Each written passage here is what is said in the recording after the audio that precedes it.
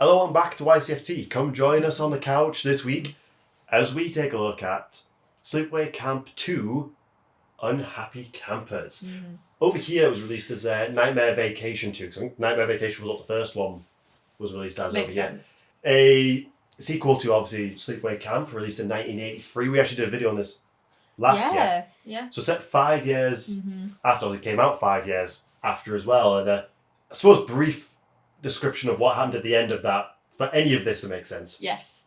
Context. Go back. I'd recommend going back and watching that entire video, but basically, spoilers for the ending. Angela Baker. Yes. Was this young female camper who murders a bunch of people in her camp and is revealed to have actually been her brother, Peter. And through a tragedy happening in her life, has been forced to be Angela. Forced to live out life as a girl. Live out her life as a girl. And she just snapped. She snapped at camp through bullying and whatnot. Basically, the end shot of her doing this, the face. The famous... Stood there. Yeah, that with penis out. Shot. Yeah, honestly, dick is out. Sounds ridiculous, but go back and watch our video on that one for a full breakdown. It's something. Of that one. It's an infamous little movie. It's an infamous. It's a pretty, that ending is just, it's pretty horrifying. It actually. is. That face is so off-putting. So we get a sequel. We do. And interesting, Felissa Rose, who played Angela in the first film when she was a young girl, didn't return for this one. No. For kind of for a mixture of two reasons. Like she was asked. And it's a mixture of she wanted to go to school.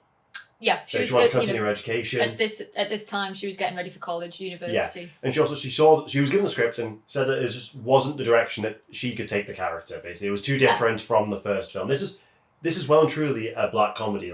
Even going off post, it references so many other slashes, like Texas Chainsaw Massacre, Friday the 13th, Nightmare on Elm Street. So she passed on it. So the role of Angela went to Pamela Springsteen. Yes. Bruce Springsteen's sister. Yes. Which she kept a secret on set. And she went on to become a photographer after. She's taken photos for a lot of bands for her brother. Yes. But interesting, that is not Pamela Springsteen. No. And neither is that. She wasn't available when they shot the poster, so they just got a model to do it. But she looks absolutely nothing like Pamela Springsteen. I would just like to point out for several reasons, first of all, how dumb that is, because surely, at the very least, they could have just taken a still from the movie. But also, for reasons we will explore, this pose that she's called Connie Craig. She was a model that they got to do the DVD I'm not sure cover. who it is, if it's her for the third one. I actually don't know who that is. Looks like a different person. It's different. But the full image of Connie Craig, that is so far from a pose that this new Angela Baker would do. Angela is not flirty. Angela is not sexy. Angela would not be looking down the camera like that. So it doesn't make any sense, whatsoever. Yeah. But anyway. But sometimes, Angela is considered to be, a trans killer in the first film. We argued that she isn't, but because, the identity of Angela was forced upon Peter. Yes.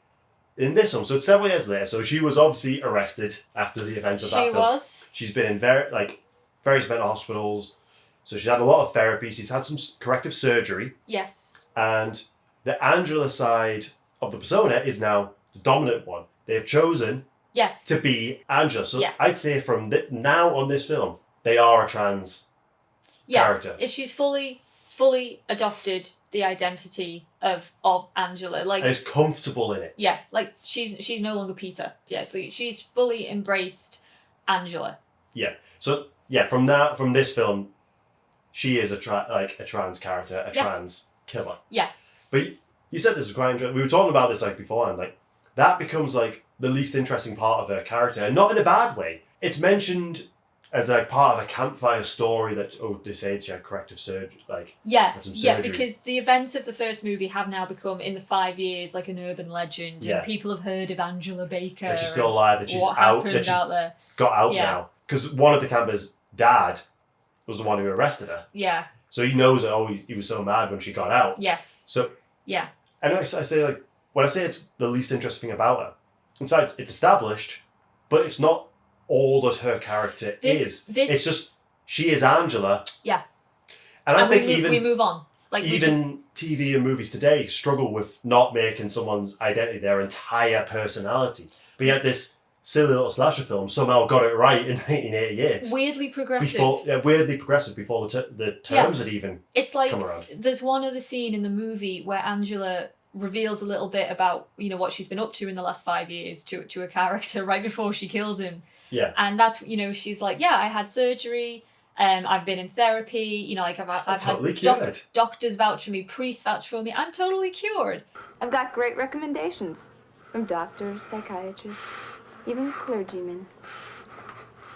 I did my time. So that's literally the only other little glimpse that we see into the past of her actually completely adopting the Angela persona, the Angela identity. 2 years of therapy, electroshock, plus every kind of pill you ever heard of, plus an operation. I'm completely cured.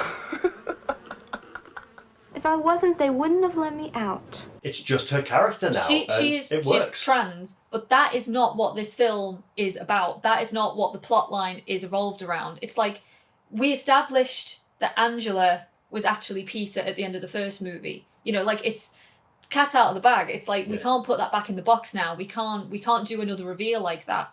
So I think the filmmakers, Simpson and the writers, they actually did a really smart move. It's like, well, let's now just make her Angela. Audiences will accept it, and we'll just run from there. Now we just want to see Angela as psycho killer. Yeah. It's like, so I do think in a way, I say progressive because they could have made the sexual identity, the gender identity, the politics surrounding that, the core essence of the film, but they didn't. It's a part of her character. It's an interesting part of who she is and her backstory. But it's not what's driving the film. It's not the catalyst for the film at this stage. Now Angela is she just wants to slice and dice. And we're also saying, there's not a ton of female slashers out there. No, there's not. Let alone ones who aren't behind a mask or hidden from the film. She is on display for 2 films. Well, so we're all going to talk about the sequel next week. Yeah. So is she up there with one of the best female slashers? I think she is, because also there's not a huge ton of female slashers. There are quite a few out there, but they are at the same time fairly few and far between. And generally speaking, a big motive for female slashers or female killers is revenge. Yeah, either being a scorn lover or revenge for the death of a child. The hell hath no fury. Yeah. But admittedly, the first film, Angela is targeting her bullies. So in a sense, it is a revenge film. But by the time we come to the sequel, revenge doesn't come into it. She's just nuts. Angela is killing according to her own twisted, warped moral code. Because Angela is a counsellor this time round. Angela is a counsellor. And the way I see it, I see her as the embodiment of the MPAA. Yeah. She is killing anyone who doesn't meet her very specific moral code. You do drugs, gone. Yeah. You back chat even, you're gone. You fornicate, you are definitely gone. So she is trying to create, this is how I see it anyway, she is trying to create the perfect camp experience that she couldn't have. Yeah. And she thinks that the way of doing that is just to get rid of the bad campers, the unhappy, people that make unhappy campers. And she's like, I had to send them home. And it's like, sending a lot of people home. She's sending a lot of people home. Also, it's interesting too, because we had a chat about it. When you think of slasher killers, Jason, you think of your Michael Myers and all these classic guys. Obviously, they are known for killing teenagers, and most of the time they are known for killing, the horny teenagers, the ones that swear, the ones that fuck and do the drugs and all this stuff. But very few of them, if any of them at all, kill them because of those reasons.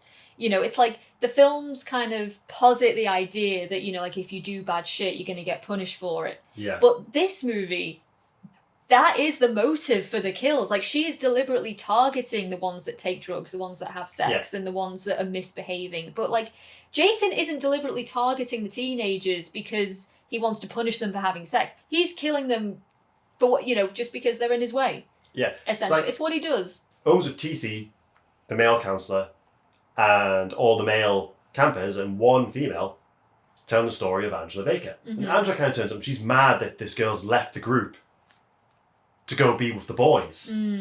And that is enough. And then she kind of like backchats, and that's enough for her to kill her. And even though she says, well, TC was there. Angela, TC was there, and he's the head counselor. Slut.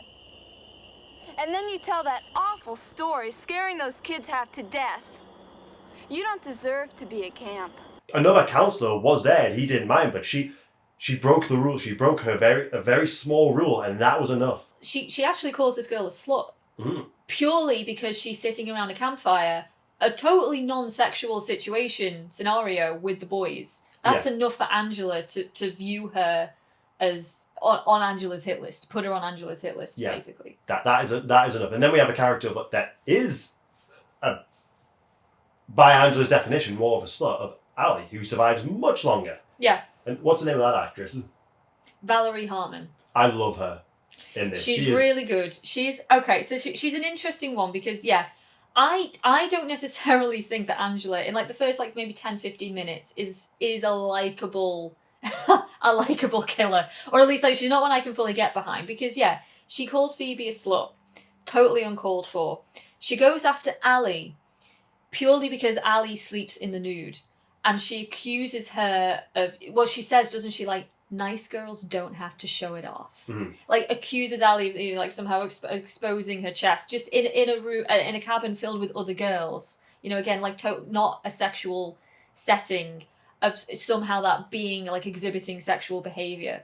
And it's like, okay, well, back off Angela a little bit here. Yeah. Like that is totally uncalled for. She does then do a few more like Ali does develop throughout the film. Ali does turn into the bitch. Like it has to be said. And I guess Angela does have the benefit of spending more time with Ali than we have as well. But her performance it's really good. Valerie Hartman is great. Like she gives it her all, really. You can tell she's having a ton of fun. And she said because she does have a sex scene where she's topless, but she said she was asked if she wanted to go full frontal and she said no, but now later in life she kind of regrets it. Yeah, because she seemed to have nothing but good they all seem to have really good experiences on this and say I was really proud of my body back then, so I kind of wish I'd shown it all off. So it's interesting because you never really see that. No, that actual scenario, we'll talk a bit more about this when we do Sleepaway Camp 3, but basically 3 and 2 were made like once immediately after the other. And Valerie Hartman, whilst an actress in this film, she went on to work behind the scenes of 3.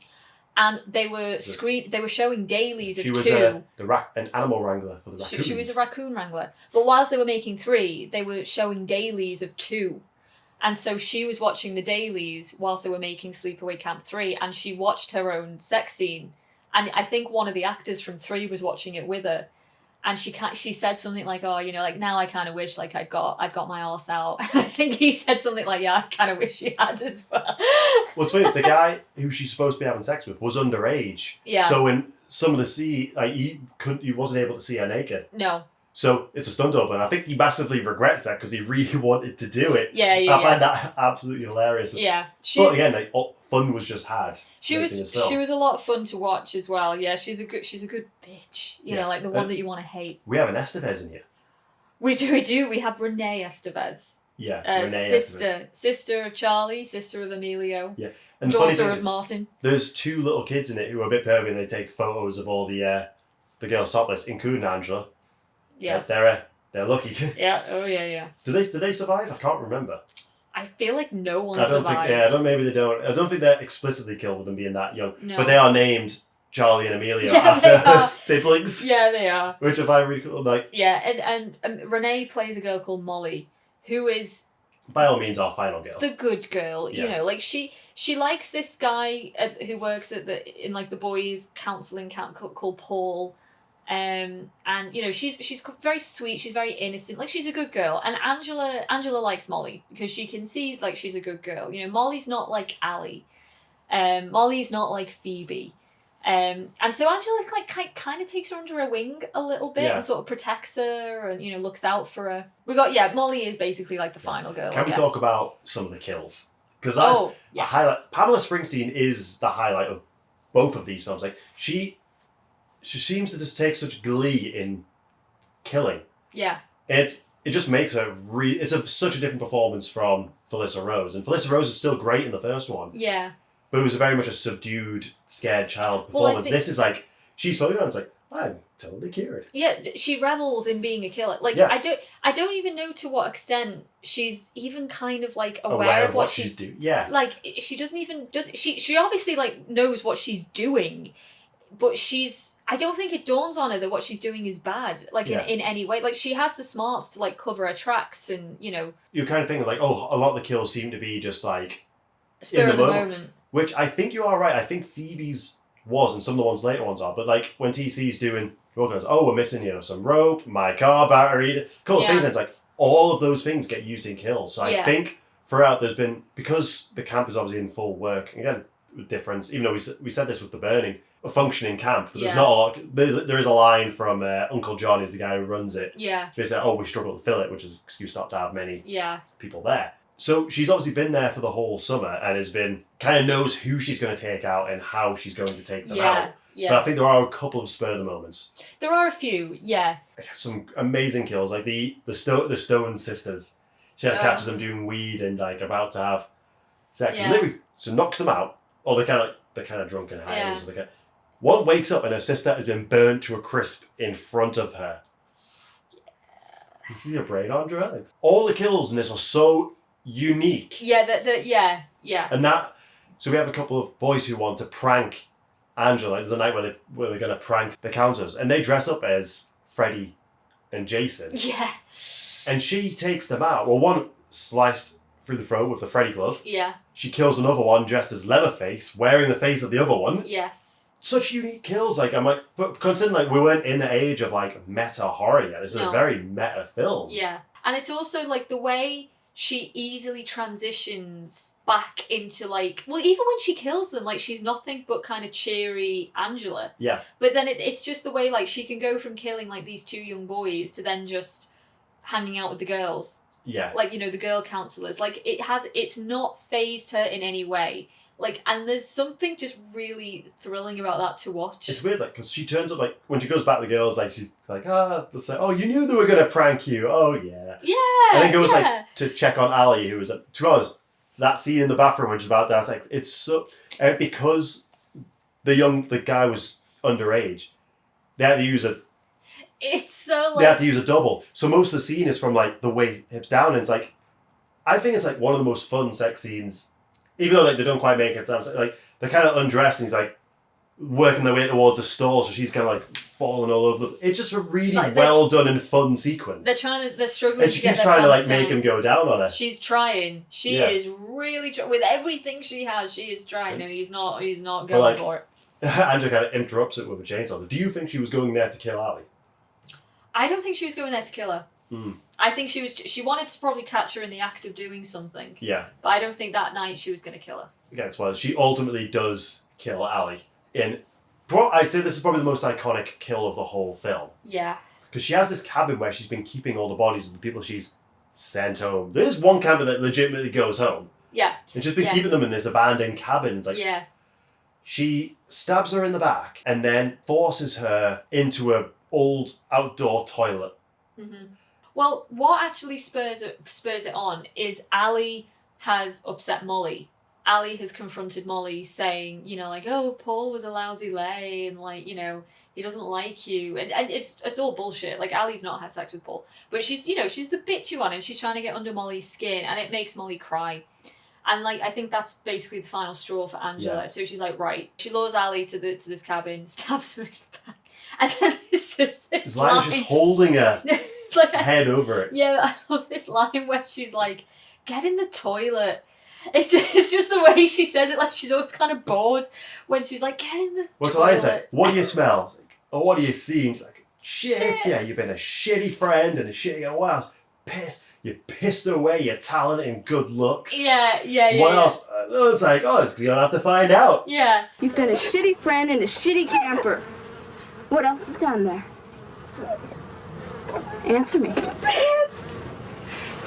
pissed away your good looks and God-given talent your whole life and turned it into nothing but a cynical, dirty-mouthed waste of flesh.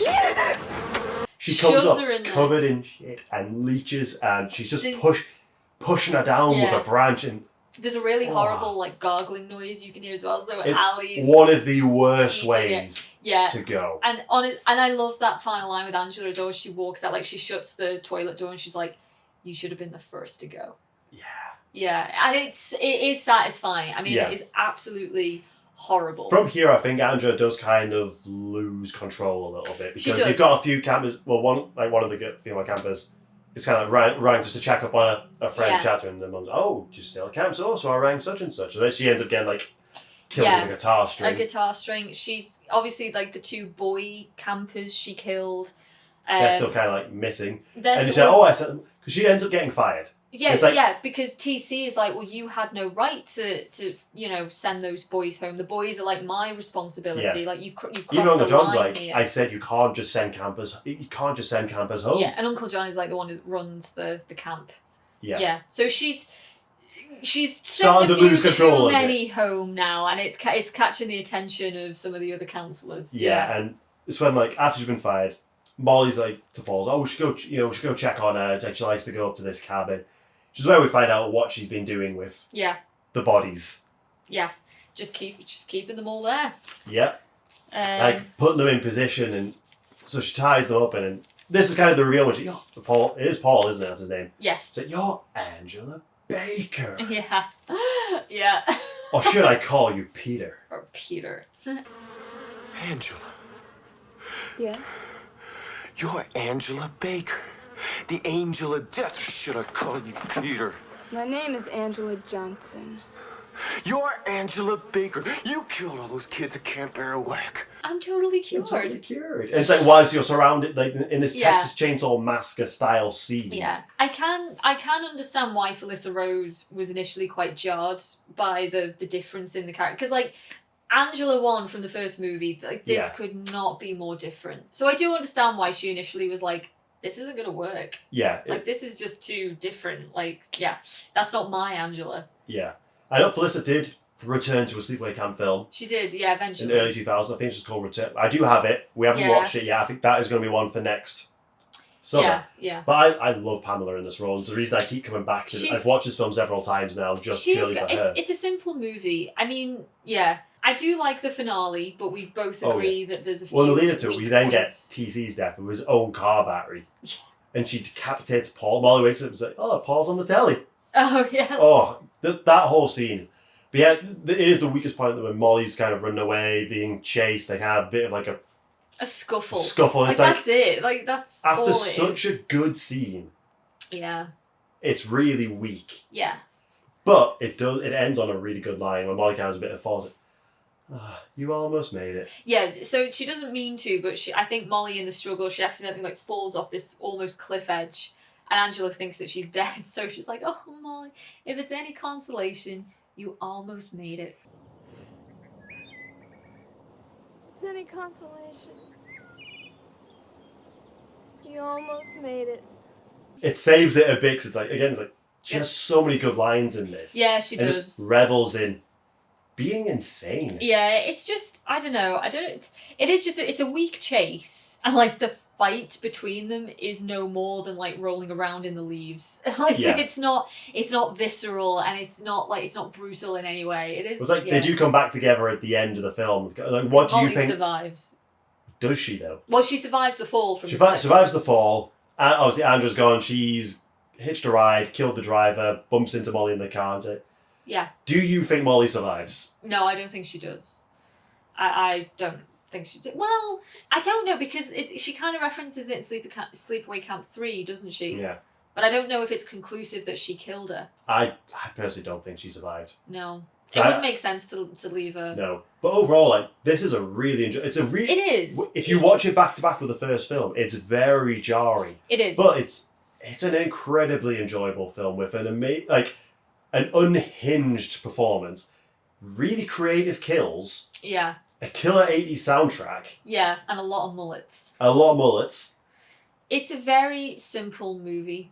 Yeah. Weirdly, like, kind of, in regards to, like, Ali and her sexuality, quite empowering. Ali is, like, probably one of the most horniest characters in slasher history, I think. It's like, yeah, she has sex with this guy, and then like almost immediately like goes off to have sex with Paul. What's interesting is like you can tell that moment like she wasn't finished there. He finished way before she did. Yeah, I know. She's like, oh, thanks a lot. Oh yeah, it's like as soon as they have sex as well, she gets up and she's like, "Hey, you don't have AIDS, do you?" It's like it's such a random weird line. It's but like, Angela also after sex is not the time to ask that, Ali. even Angela says, "Oh, she's probably riddled with something." Oh god, yeah. Yeah. Angela, so there's a couple of references to AIDS throughout it. It's an interesting one because like on the surface, Angela is prudish. She has this very strict moral code. Like she shouldn't be likable, but there is something just to Pamela's performance and like the sheer there's something Unhinged. so unhinged about it. Like you can't help but have fun with it at the same time. Yeah. It's like almost all of the victims do not deserve to die, but the kills are fun, and she is a fun character to watch. Yeah, and I will continue to watch this film. Yeah. Probably at least once a year. Cause we actually bought it last year and considered doing a video last year on it. I think it's. I'm happy that the filmmakers decided, like, right, we're going to do a sequel.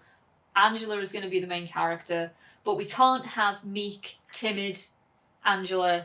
We're going to go in a totally different direction. We're Who wasn't the original Angela. the original creator sold off the sequel rights. Yeah. Going with it. I don't think he enjoys the sequels. Yeah, I think Thalissa, obviously original Angela, she does enjoy the sequels. Yeah, I think so. But I do understand why she was initially hesitant and said no, ultimately. Yeah. Ultimately, I don't think, I love Thalissa, I don't think she would have worked in this. No, I mean, she got a great sense of humour. Yeah. But Pamela makes it her own, especially when you take it on at the time with a pretty iconic role. Yeah, exactly. And is almost as iconic as Thalissa is, but for completely different reasons. Yeah, exactly. And she does both of these films. She makes it, but it is absolutely great. It's one of my favourite. She's definitely my favourite female slasher. Is she? Oh yeah. Of all time. Yeah. Ooh. We spend how many films do we have like this where you spend so much time with the female slasher with the female killer? She's in almost like every shot as well. Yeah. And like the kills are so maliciously planned out and creative. Yeah. I mean the toilet. But then she's like, I'm a happy camper. Oh, I'm a happy camper. I love the summer sun. I love the trees and forests. I'm always having fun. I'll camp until I die. That's it. She's just trying to create that camp experience that she never had. Yeah. But ultimately ended it with a camp. She created the camp experience that she had for everybody else. Yeah, basically, yeah. Do you have any more notes on this one? No, I don't think so. Yeah. It is fun. It is really good. I think you could watch this without seeing the original one. Yeah, you can. Like, if a quick Wikipedia search of what the plot of the first one is enough for you to. Yeah, it's not essential you watch the first one by any means. It's actually easier to track these down on Blu-ray than it is to get a good Blu-ray for of some reason. the original film. Yeah. Ton of fun. If you ever get a chance, give it a watch. Yeah. And next week we will be looking at Sleepaway Camp 3 Teenage Wasteland. Yeah. Very, very different film. And let's not spoil anything on that one. We'll see you next week when we talk about that. Bye, guys.